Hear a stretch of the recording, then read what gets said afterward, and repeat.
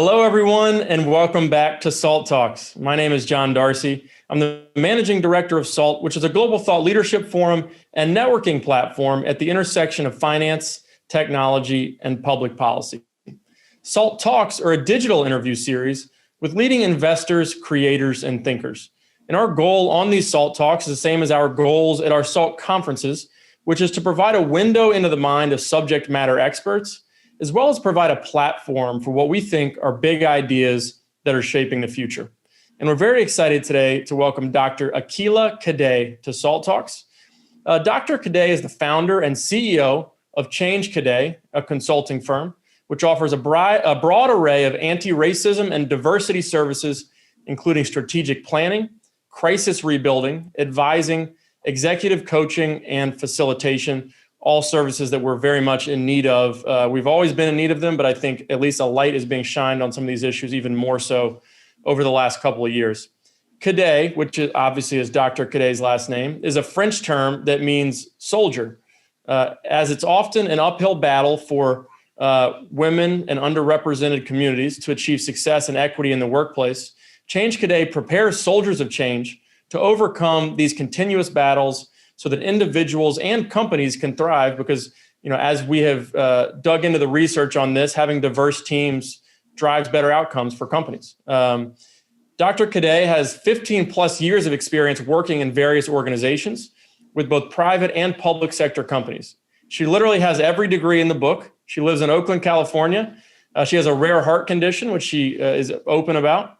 And she's a proud Beyonce advocate. But Dr. Cadet, let's be honest, aren't we all proud Beyonce advocates? Very true. Hosting today's talk is Sarah Kunst, managing director of Clio Capital, a venture capital firm that she founded. She's going to host today's interview, and I'm going to pipe in when I have questions. So looking forward to sort of an open conversation between the three of us. And with no further ado, I'm going to turn it over to Sarah to begin the interview. Hi. Thanks, guys. Super excited to be back on SALT Talks. So Dr. Cadet and I actually met in a similar format to this. We got to share a stage at a panel pre-COVID. And in the years since, we've become friends and co-conspirators. And so super, super excited to have her here today. So Dr. Cadet, why don't you start by telling us your story? Of course. Thank you, John. Thank you, Sarah, for having me. My story is unfortunately common for most Black women, and that is this fun time that I have with discrimination in the workplace, being bullied, being harassed, being too smart, not smart enough, somehow not Black enough, like all these different isms and barriers were coming up. And the final straw for me was being in a position where I really did feel like the Olivia Pope of diversity in the workplace, where my boss, white male in his 60s, looked at me in a one-on-one meeting and said, "I didn't think you were that smart when I interviewed you, but you are smart." And I was like, wait, this is a doctoral level preferred position. My doctoral title, it's in leadership and organizational behavior. I was in that department. My predecessor had one as well. And so it was just a very interesting thing to say. And so I asked him why he said that. And he said, "Oh, I guess that's offensive. I'm sorry." I validated that it was, and that I would have to rebuild my relationship and rebuild trust with him. He decided to fire me the next week. And so in that moment, because I had experienced those isms, wanting to fit into someone else's box previously and throughout my career, and upon reflection, I was like, what can I do to fix that? So Change Cadet was actually a side hustle, and it was an outlet, a way to pour back into myself for not feeling valued in the workplace. And I decided to take a chance on myself and start this business. And 6 years later, this is what I do. Awesome. That is great.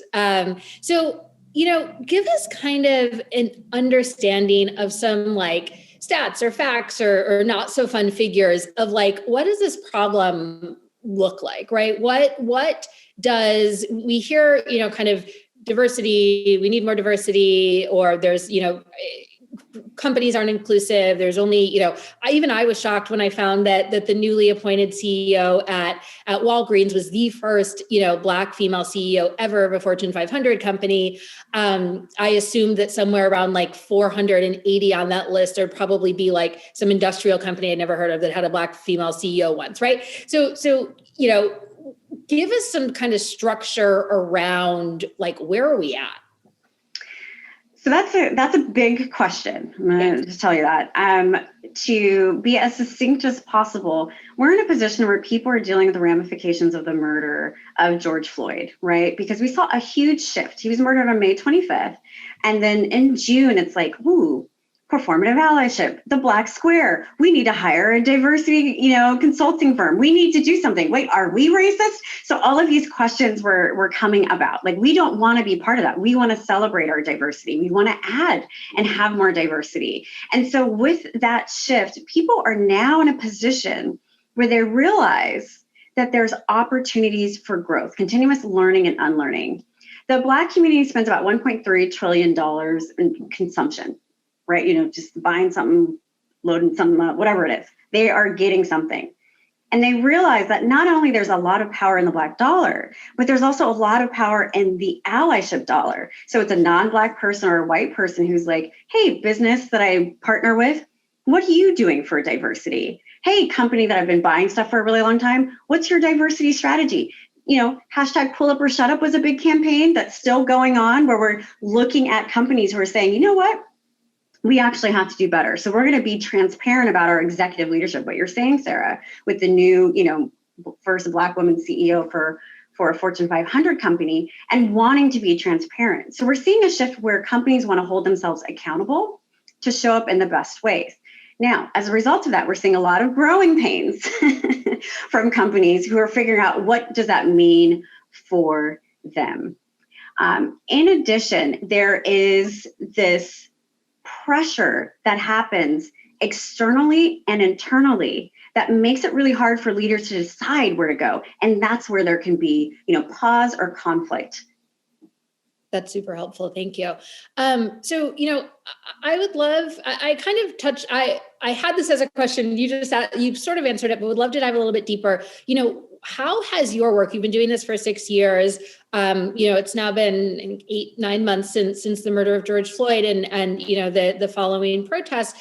How have things changed since then? Like how much did people care in 2019, which was only 2 years ago, versus, January or February 2019 versus January, February 2021? Yeah, that's a great question. It's changed because I can say white supremacy. Before, that wasn't something I could say. People want to learn more about what white supremacy means, realizing it doesn't mean, it can, but it doesn't mean KKK or, white supremacists or Proud Boys. It means that, wait, I'm benefiting from something that's ingrained in my society, my daily life, the country, the workplace.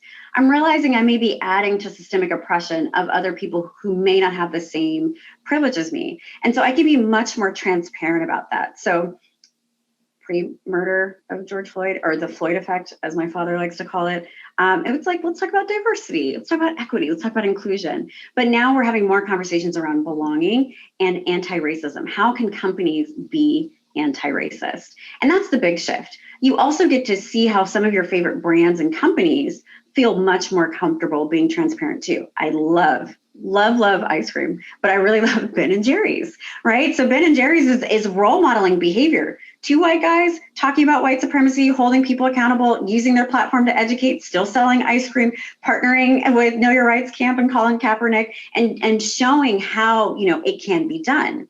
So I can have much more transparent conversations. I can meet people where they are at and help them get to a destination that would have been much more complicated before the murder of George Floyd. Yeah, I definitely agree with that.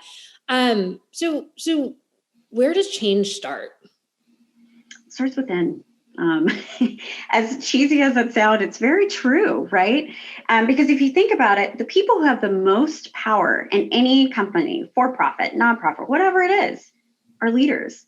And leaders have the most influential change. So if leaders are not holding themselves accountable, then nothing will happen. And it's not just for, diversity all the way through to anti-racism. It's the same for any type of, organizational change that's out there, right? And so what we encourage our leaders to do for the clients that we work with is for them to act accordingly, to show up and act, meaning accountability, communication, and transparency.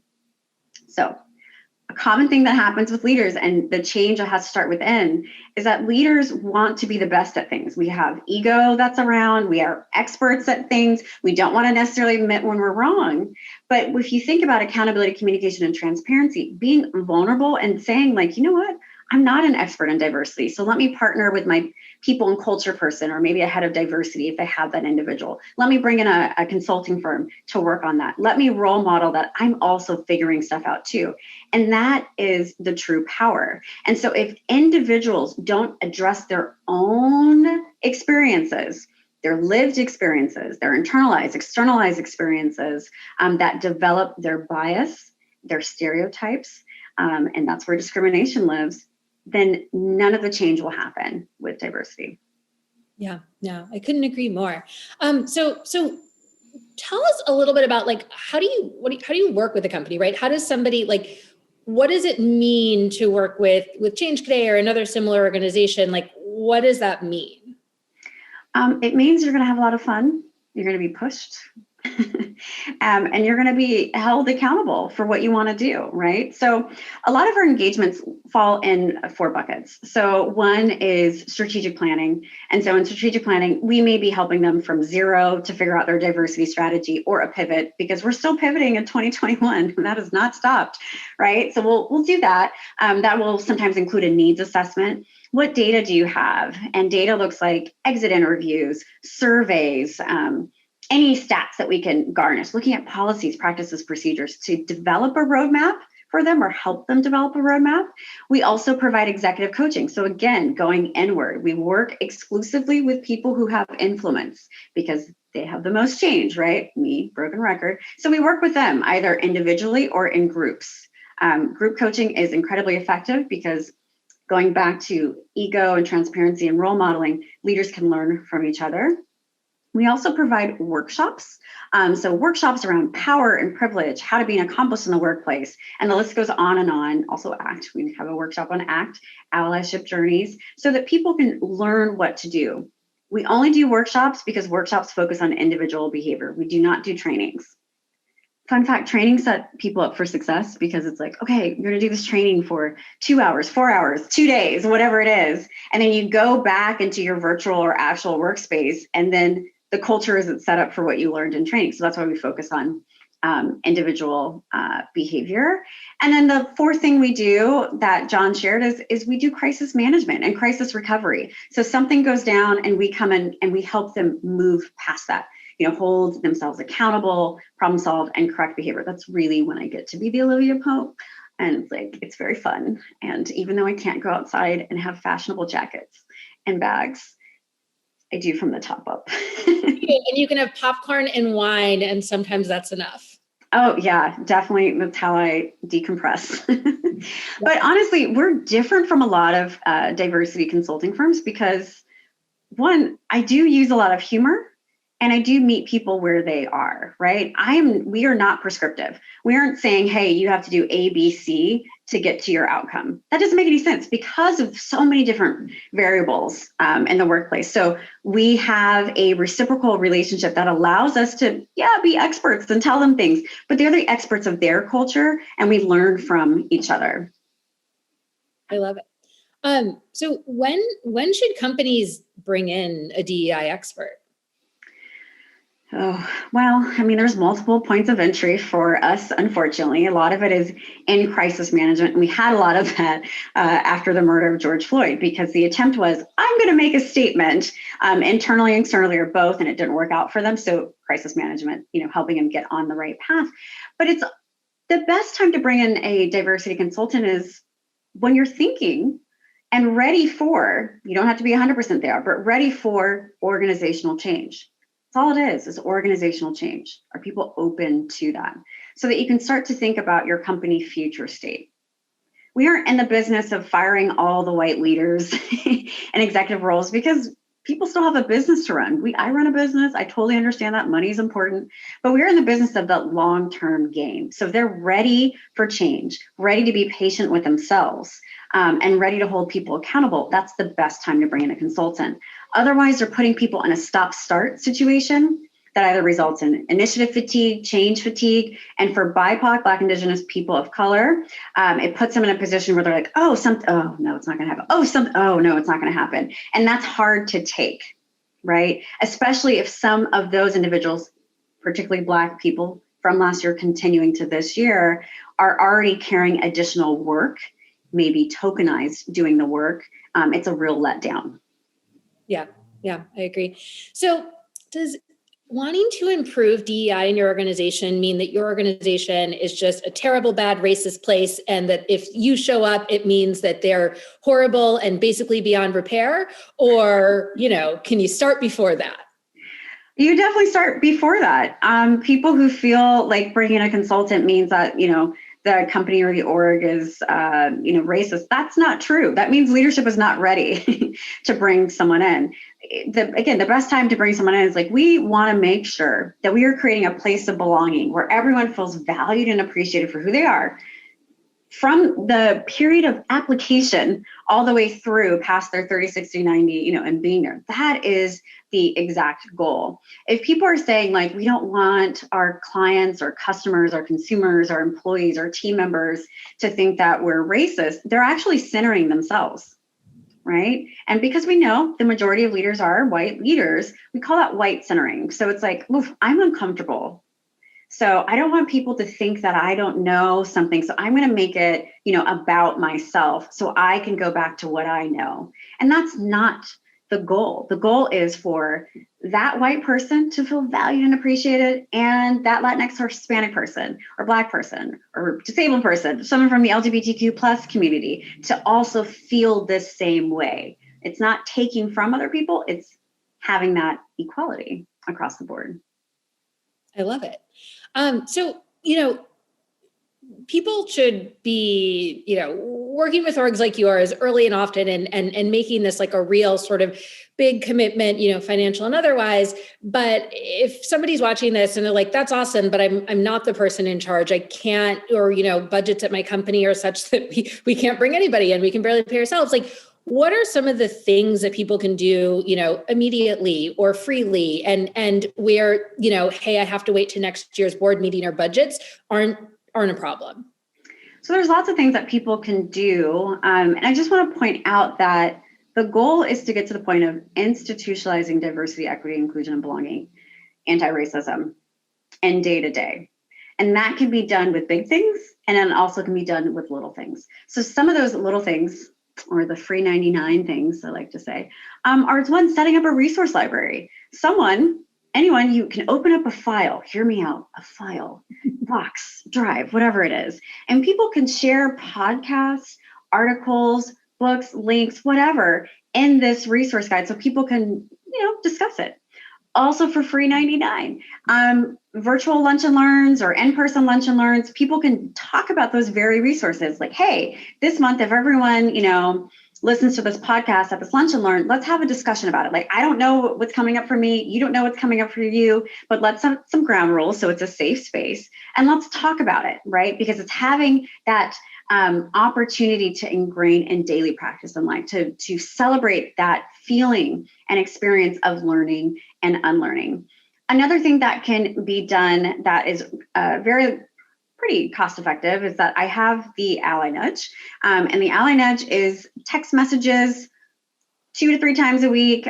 Each day you get a morning prompt that's like educational something. It's either a video of me doing this or a link to a podcast or whatever it is. And then the evening you get an action prompt text directly correlated to what you're learning about in the morning. So we have police brutality, stuff around kids, definitions of anti-racism, and it's $5 per person. So people can sign up for that. It's very cost effective to bring people in. People also will do, lunch and learn activities around that, book club activities around that. And then one thing that's also free and great is Icebreaker. So Icebreaker, there's modules that are already there, and people can go through training content and have conversations with each other, with video, without video, and discuss what's coming up from prompts that I set up. So if anyone's done a game and house party or any type of card question game, it's done in a virtual capacity that can be done for a team or a whole department. There is an insane amount of free content that's out there that people can use to create. You just have to identify the point person or persons to do that. And last, people can create a culture committee or diversity committee, whatever they want to call it, and share that responsibility of educating the team. I love it. So talk a little bit about, we were talking about this the other day. There's definitely a feeling, I think, that for a lot of underrepresented minorities, that we're sort of over mentored and kind of under sponsored. So talk a little bit about the difference between those two things and how people can be better sponsors, not just mentors. Yeah, I mean, what we're talking about is a difference of action, right? And having actions and words match. We all, if you're in some form of leadership or, you're established in one way or another, you've come to a point where you're mentoring other people. And mentoring is great. I love mentoring. It's fantastic. But when we think about sponsorship, it's taking it to the next level of action, meaning who can I actually connect this person to? What resources can I put into them, whether, it's money or the network, so that they can build whatever they're building or amplify in a way they need to be amplified. It's adding accountability to the mentorship part. It's so easy for us to be like, oh my God, let's check in a couple times a year, it'd be great, to really being an accountability partner, sponsorship of that person who needs to get somewhere.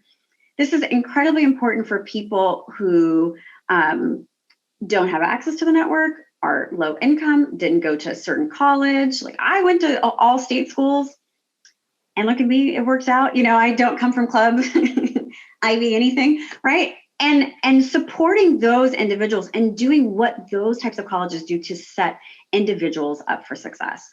And I think the last thing that a lot of leaders will struggle with is when you're in a position of sponsorship, it allows you to not only change someone's trajectory, particularly for BIPOC people, low-income people who don't have that certain amount of status, but it reminds you the importance of the privilege that you have and the power that comes along with it. Like we all have privilege, regardless of how we identify.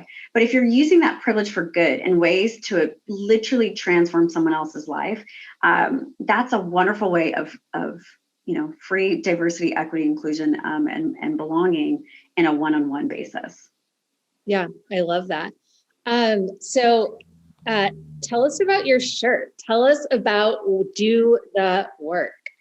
So Do the Work, you are all getting a sneak peek. These aren't even released yet, but they'll be coming out soon. I have Do the Work shirts and now crew necks that will come out. And so I used to be a preschool teacher. This is probably why I am the way I am now. But there's lots of ways in which people learn, right? And so when you have a message on the shirt, it either creates conversation, it's a reminder, or it's a point of celebration, right? And so when you have that on, you're like, I'm doing the work. I remind people to do the work. People are telling other people to do the work. And it's just a way to get that message out there. Do the work isn't my thing, but it's a thing that needs to happen for all of us. Not just for white people, not just for Black people. Everyone have to continuously do the work to learn and unlearn, grow, and hold each other accountable.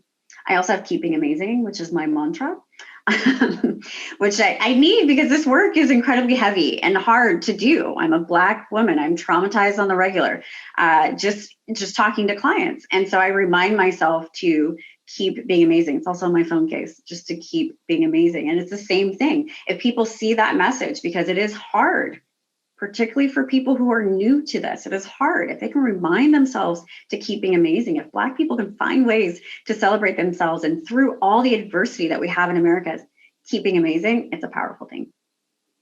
I love it. Awesome. John, what questions do you have? I have a lot of questions, but one of the things that's been great for me, I grew up in a city, Durham, North Carolina, that is very diverse. And it's actually ironic that in a state that I would say, is a little more of a red state, you could say North Carolina, I actually grew up in an environment where there was more mixing of races, and I was exposed. I had friends of all races, colors, and creeds. But then you go to places, I live in New York now on Long Island, where there's this homogeneity that exists. And it's not necessarily a conscious decision that people make, like, I don't want to be around Hispanic people or I don't want to be around Black people, but people just sort of settle into a comfort zone and they don't necessarily have any motivation to get out of it. And they're not conscious of sort of the subtle racism that exists in everyday life when they walk into a store and somebody looks at them, or when they're, walking across the street and somebody, moves out of the way because they don't want to be near them. And I think the conversation that was started by some of these tragic events that have happened over the last couple of years, and the way people in the Black community in particular have stepped up to the plate and said, we're no longer going to accept the status quo. I think it's been amazing to see. But in terms of the hiring processes that companies go through, I've always found it interesting. And there's been a lot written and spoken about in terms of colorblind hiring practices and truly eliminating unconscious biases that exist. You talked about your former boss, Dr. Cadet, who made a statement. An older guy, I'm going to be nice to him and say he's old fashioned, but people have just these unconscious biases that exist. Some people say them out loud and some people don't. But how, when you're going through a hiring process, if let's say you don't take the step to have an affirmative action style of hiring process where you're going out and saying, okay, we're an organization that's 80% white, let's hire 10 Black people to balance that out so that our board doesn't get mad at us. How do you truly take it to a colorblind hiring process and ask questions and interact with people in a way that you're eliminating these preconceived notions that you might have in your head? Yeah, absolutely. Well, first I want to say I miss New York. This is the longest I've gone without being there. I'm Haitian, so half my family is there. I heard it's doing well. Well, so, and the homogenous. Yeah, it's had a tough time in COVID, but hopefully it bounces back. And, I love the city despite being a little bit of a country boy. But, I want to see the city bounce back, obviously. You made the big switch. I left Sacramento, California to be in the Bay. And let me tell you, I was like, wow, this is a real downtown. There was a shift that was there. So it's not about affirmative action. It's not about being colorblind, because when people are doing colorblind hiring practices, that's the same as saying, like, I don't see color. And when people say, I don't see color, I always ask them, what do you do at a stoplight? Is it just all red lights? It sounds like something Michael Scott would say on The Office. Yeah, it's episode 2 when they do the diversity day, 2 or 3 or something like that, which is a great episode. It's a teaching moment. Free tool, Sarah. We can have a discussion around that. So, when people are saying like colorblind, I don't see color, what they're saying is like, I'm so privileged that I don't want to consider that, right, at all. I'm ignoring what the experience is like for myself or for Sarah. I'm not saying this of you, John, but that's what comes up from companies. And so when you do have companies that are 80, 90% white, what happens is the dominant culture of that workplace is white. So as soon as they hire someone like us to come in, we are already othered. We're going to receive those microaggressions, right, that you're talking about, those statements, those little statements and actions, crossing the street. Like, is that all your hair? And how long does it take to curl it like that? Not realizing that this is what my hair looks like after I wash it. Like, those types of statements, those small percentages of BIPOC people will have to deal with that all the time. So the way that companies should think about their hiring practices, their recruitment practices, is one, determining a metric that's realistic. Again, like I said earlier, don't just fire all your white leaders. That doesn't make any sense.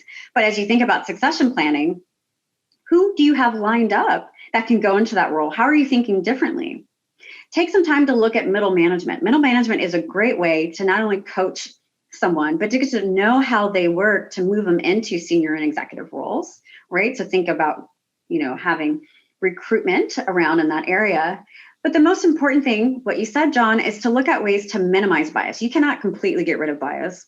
It's just hard to do. Like, I'm a twin. I'm biased towards twins. As someone said they were a twin in an interview, we were going on a tangent. Are you older or younger? How many minutes apart? Brother or sister? Do you like each other? That's like a whole thing. So there's value in that. It's a positive thing, but it's done in a negative way to keep hiring people that look like you, and look like you ties back to the majority of the workplace, then that's an issue. So what are some questions that people are asking in the interview process? What of the application, what do they have in there about their diversity statement or how they're on a diversity journey? Are they making their application already biased in a way that says you have to have 4 years of education, or can you have lived experience? Do you need to have a technical degree or not? Do you have a suggestion for time frame or someone open to learning? And all of those are ways in which people can work to diversify their workplace. That's great. And you can strip out the company names here. Obviously, I don't want to break anyone's privacy, but are there examples where you've either gone into a crisis situation, or it could be somebody who it wasn't a crisis and you came in and you helped re-engineer their culture in an effective way, the way that I think you would hope and dream to change organizations? Are there any specific case studies that you could talk about where it worked really well so people could visualize what that looks like if they're sitting here watching and they want to, undergo this change, but they don't know what the path is to getting there? Yeah, I mean, so the wonderful case studies we have, like the Disneyland example, if you will, is that the highest level leader is on board. They're like, look, I may be part of the problem. I'm white. I don't know. How can we get better aligned to be more diverse? So when we work with leaders like that, automatically we're changing the recruitment process. Automatically, in addition to like the recruitment process, the interview process will have always 2 people interviewing minimum. Because when you have 2 people interview minimum, then it minimizes bias. Because if someone's like, oof, that Akilah reminds me of this person I dated, so thus therefore I'm not going to listen to them. The other person's going to be like, well, actually, they were really likable, And so it's a way for accountability in that process. And then we will automatically have external and public statements, diversity definitions, so diversity terms of definitions, updated values, and improved policies and procedures. So when we get to do that with our clients, the outcome is everything. And that stems again from the executive leader. We've had situations where I've had to be the Olivia Pope and come in and do crisis management. And that is harder because that means that at least 2 leaders didn't agree on the same outcome of how to respond to something. So for example, anytime I hate to say anytime, but when there's a tragic event that happens, whether it's the insurrection or a murder of a Black person or maiming or whatever it is, we always tell our clients that they have to have boilerplate templates ready to go to email their team so they can remind them if you need screen off time, if you need to take time off, you can talk to your manager. You have employee assistance programs. We're going to have a chat with the diversity committee later this week. We'll have those messages. So we had a client who did that. Perfect, beautiful message. Sign off for the rest of the day. It's too much. And then that leader kept working, kept sending emails. So you can only imagine, both of you, what that's like when it's like, I have the permission to just figure out what's happening right now, just to take care of myself, and then feel like I'm behind. And now I need to do that. So as soon as we have leaders who aren't ready to role model the behavior in which they've communicated, again, the actions and words aren't matching, that is incredibly challenging. So that means our engagement may actually extend to help with that behavior change. Well, that's fantastic. And I'm so glad, one of the reasons why we brought Sarah in as a guest host is we wanted to meet new and different types of people that wouldn't necessarily be the first people that we called. And by us meeting you and getting to know you and exposing our audience to different points of view, we hope to create sort of virality of these types of perspectives and these types of initiatives that I feel like are accelerating in the wake of some of these tragic events, as you mentioned. But obviously there's a huge hill to climb, and we need more allies and more soldiers of change, or cadets of change, if you will. Darcy, my last name, has French origins as well, from a certain region of France. So we're brother sister here. In the mail. That was fantastic. Yeah. We're brothers and sisters. So thank you so much for joining us. Yeah, thank you for having an open mind. Great hair. Thank you very much. I appreciate that. My mother would agree. But anyways, thank you so much again for joining us. Hopefully we can do more business with you in the future, both at Skybridge and introducing you to other people in our community. And we can get you to one of our live events as well. I think it's also something that we've struggled with in the industry, the financial industry, that, let's be honest with ourselves, whether it's venture capital or hedge funds, overwhelmingly white. And it's just hard to break. It's almost like trying to break the cycle of poverty, breaking the cycle of, extreme whiteness in these industries where, we try to put people of color and women on our stages at our conferences without it being tokenism. And we've gotten better at that, but we can we can definitely do a better job. And the more people like that we put on stages, and the more people like you that come to our conferences and talk about these things, the more people of color and the more women feel comfortable showing up, and it feeds on itself and it has a sort of a snowball effect. So that's what we're looking to create. We've done better at it, and I think we do better than a lot of people in the industry. But again, we have a huge way to go to improve everything that we're doing. So thanks again. You're very welcome. And I just have to say the allyship that's happening is fantastic. The hardest clients to work with, or they aren't ready, are typically hedge funds, and in the financial space for those very reasons. So what you're doing is really important to inform them of different ways in which they can show up, either, doing things for free or bringing in the consultant. And then Sarah is always doing things in partnership where we work together. She's keeping me abreast of things, and any way I can step in and help her out in any way is great. But just her being in her space is an act of resistance, but it's another way to change the way people are thinking about financing. So thank you both for your wonderful allyship.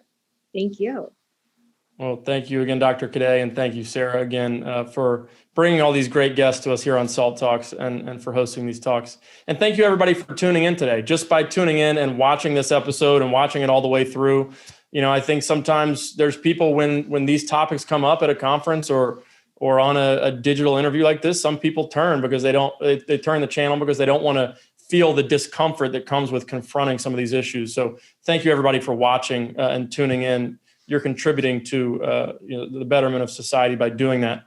And just a reminder, if you missed any part of this talk or any of our previous talks, including several that we've done with Sarah, you can both access our entire archive of SALT Talks and sign up for all of our future talks on our website at salt.org/talks.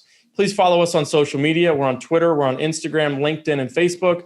And on YouTube is where we host all of our videos for free. We, like some people in the industry, gate content and try to sell subscriptions to these types of conversations. We don't believe in that at all. We want to make all these interviews that we do open to the public and an educational resource for people, not just in the financial industry, but in our communities as a whole. But on behalf of the entire SALT team, this is John Darcy signing off for today. We'll see you back here again soon on SALT Talks.